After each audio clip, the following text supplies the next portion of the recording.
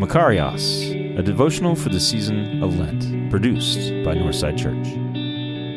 Tuesday, February 27th. Flourishing are those who yield. Our scripture passage for today comes from Psalm 37, verses 7 through 19. Be still before the Lord and wait patiently for him. Do not fret over those who prosper in their way, over those who carry out evil devices. Refrain from anger and forsake wrath. Do not fret, it leads only to evil. For the wicked shall be cut off, but those who wait for the Lord shall inherit the land. Yet a little while, and the wicked will be no more. Though you look diligently for their place, they will not be there. But the meek shall inherit the land, and delight themselves in abundant prosperity. The wicked draw the sword and bend their bows to bring down the poor and needy, to kill those who walk uprightly. Their sword shall enter their own heart, and their bows shall be broken. Better is a little that the righteous person has than the abundance of many wicked. For the arms of the wicked shall be broken, but the Lord upholds the righteous. The Lord knows the days of the blameless, and their heritage will abide forever. They are not put to shame in evil times. In the days of famine, they will have abundance. How do we practice yielding? Psalm 37 gives us a few examples. Be still, wait patiently, do not fret over those who prosper or do evil, refrain from anger, forsake wrath. In contrast, the wicked are described as those absorbed in their own actions, plotting, gnashing teeth, drawing swords, and bending bows. In turn, these actions become the plague of the heart that commits them. It requires a lot of strength to let go of our own motivations and actions, especially those we don't consider to be wicked but rightly motivated. But what might happen if we yielded everything, good and bad, to God? Perhaps being still before the Lord will lead us to a flourishing life beyond what we could even imagine. So today we're talking about yielding and flourishing, the flourishing life that comes from yielding our will to God and to our neighbor, to others. And as you've pointed out here, Psalm 37 is a pretty good reflection on what it means to yield. I particularly like what you wrote here about being still and how yielding oftentimes looks like not acting, while not yielding looks like acting in selfish or nefarious ways, as the wicked, as the psalmist writes here. That's really hard. Yeah. And particularly the thing that he highlights here, that the psalmist highlights here, fretting over what you see as success that those who don't yield are seeming to be having, right? Like those who are out there plotting, and those who are out there conforming to the pattern of this world, in the way that Paul talks about in Romans chapter 12, they seem to be doing just fine a lot of times. In fact, they seem to be doing really well. So how is it that I am supposed to wait and, like Aaron Burr would say, wait for it. Like how do I want to be Aaron Burr, or do I want to be Alexander Hamilton? I think, I don't know. No, that's exactly, that's my problem. Thinking about this, I had a situation earlier where someone was doing an action that really annoyed me, and you wisely told me that I should yield to that person, and I'm thinking, I'm not even doing anything. And you received that word with such grace. And did I? He's being kind. Because my initial reaction, my human emotion is, I'm not even doing anything. You're the one it needs to be yielding to me, because you're the one doing the action that is disrespectful, right? To me. So what is my role as a Christian in that situation? Yeah. It feels weak. It feels impossible. It feels frustrating to be the one to not say anything. Yeah. So how do you walk that line of truth and love, or is that just yielding? Is there a moment where truth and love is just to yield? Yeah. And yielding means not doing anything. Right. Not doing anything, not saying anything. Yeah. Because that's going to get you in more trouble, really. Right.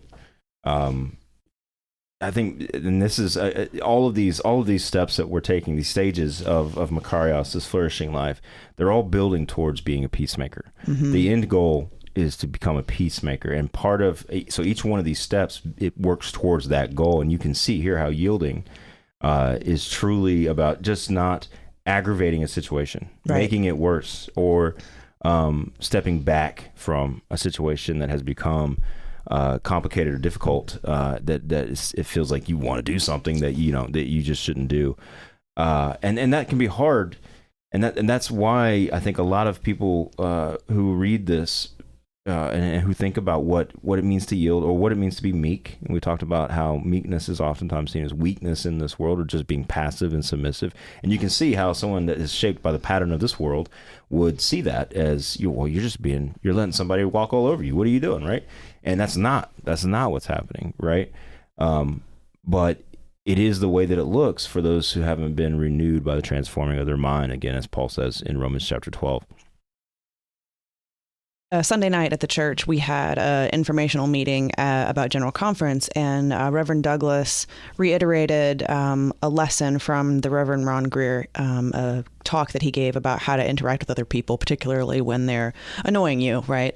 And one of the stories he told... I thought that was really helpful, by the way. Very much so.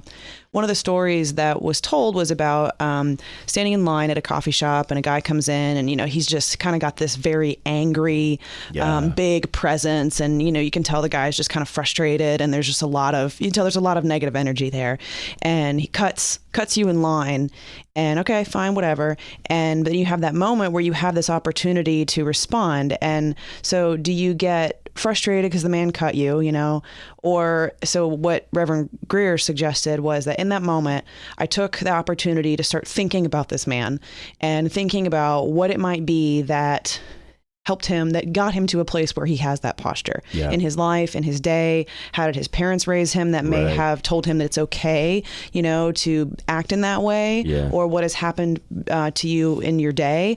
And he said that in that moment, as he was kind of doing through that mental exercise, the man actually turned around and said, I just realized I cut you in line. I'm so sorry. Right. And so this cool moment, and he kind of said, I don't know if it was truly, that energy or that thought that I had that turned that man. But either way, I find that example to be extremely helpful, because when I'm frustrated and what I really need to do is yield, my imagination is going crazy. Yeah. And it's just like, that person, I can't believe they did that, and how dare they? And so it's helpful for me to take that imaginative energy and turn it into something else, because I can't let it go. But what I can do is I can reshape it. I can transform it into an imaginative exercise about what that person may be going through. One of the things he said in that conversation about this guy who cut in line is he was talking about how, how was this kid raised? Maybe he didn't have a father who, maybe he had a father who pushed him too hard, or just put him in this aggressive, and what kind of basically protective shell he had to create for himself in order to survive. And now that he is past that, he still has that shell, right? I love that language. And that what he's doing there in that moment by thinking about this man and using his imaginative energy to do that is showing empathy, right? He is yielding. He's yielding to what could be the case, right? And trying to get inside this guy's, and he's just cutting line. He's being really aggressive, and we can think about when people do something toward us that is wrong, right? It's not just that, that we're, being sensitive, but that someone has done something to stop and think empathetically about, well, what would cause a person to do that, and use the energy that would otherwise be directed at holding a grudge or getting angry to do that. Now, that's not obviously easy to do in the moment, but that's also why we have the prayer, the thy will be done on earth as it is in heaven. We have the Lord's Prayer that can guide us, and many other prayers, as well as our own prayers that we can offer up. Because I do think in a moment like that, if we truly believe that we have been infused and empowered by the Holy Spirit, that if we're using our imaginative energies, which itself is a gift of the Spirit, to be empathetic in a situation, that does seep out of us and into the world around us in a very real and physical way. And I think in that moment, that was a movement of the Spirit, right? Not having been there, I don't know for sure, but I have seen that before. When somebody who has the Spirit of God walks into a room, it emanates into the room, and it changes people's thinking and personality. because that is how the Spirit of God works. If we believe that, then that's what's happening in that moment. And this flourishing life that comes from yielding, I think the yielding piece there gives room for the Spirit to move. Absolutely. Right? When we step back and we say, well, what is the Spirit trying to do here? Is somebody, we talked about in the Bible study that we had just this morning. We talked about, well, how do you even know what the will of God is? How do you yield to the will of God, or how do you pray, thy will be done on earth as it is in heaven, if you don't know what that will is? But I think it's in the process of yielding our own will that we discover what that will is. Like, that will becomes apparent to us. It is the will of God that we yield our will. In a sense, right? Mm-hmm. And as Paul talks about, and I'm referring to this Romans chapter 12 passage because I think it's very indicative of what Jesus is talking about here, which is offering ourselves as a living sacrifice, and that is our proper worship. And sacrificing ourselves means yielding to others, and it means not conforming to the pattern of this world, but being transformed by the renewing of our mind. And that mind piece, again, goes to the mind of Christ, which we spent all of Advent and Christmas talking about in kenosis, emptying ourselves. You don't get to empty yourself and then run a victory lap. That's not how this works, right? The reward is the resurrection, and all of this is motivated by the resurrection itself.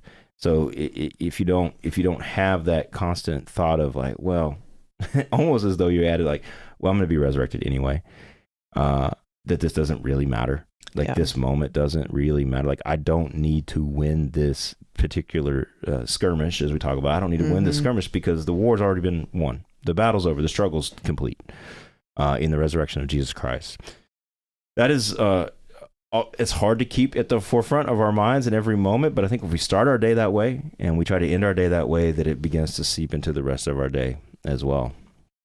And I think the more you practice it, the easier it becomes. That's the pattern. That's the transformation. It's and sometimes it starts off as a reflective practice, and this is kind of why we've included this examine.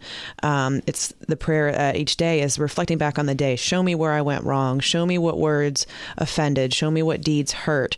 And I think it begins as a reflective practice. Oh, I did that thing. I could have responded differently. And the more we engage in that, in reflecting back, then I think the better we're going to become at catching it in the moment before we even do it, So maybe it goes from looking back on something that happened earlier to maybe catching yourself right after it happens, to catching yourself while it's happening, to catching yourself before it even happens. Right. And this is the pattern of transformation. Right. And we were talking about that earlier, about how so many of our responses to what happens around us, and particularly within relationships of people that we engage with, is like auto response. It's just set, right? And that it takes time to be transformed. It takes time to be renewed in our minds. And it is this pattern, this practice, habituating our lives. We're all creatures of habit. We do what we do because it's what we've always done. And to do something new, to walk a different path, this path of flourishing, means changing that pattern. But you have to replace it with the new pattern. And part of this prayer piece and this devotional and just that's what the season of Lent is for, right? It's a reset. It's a 40-day reset for the rest of the year. What a gift! All right. Well, I think that's a lid for us. Thank you so much, Elizabeth, for being here. Enjoyed it. And guys, thank you for listening. We'll see you next week.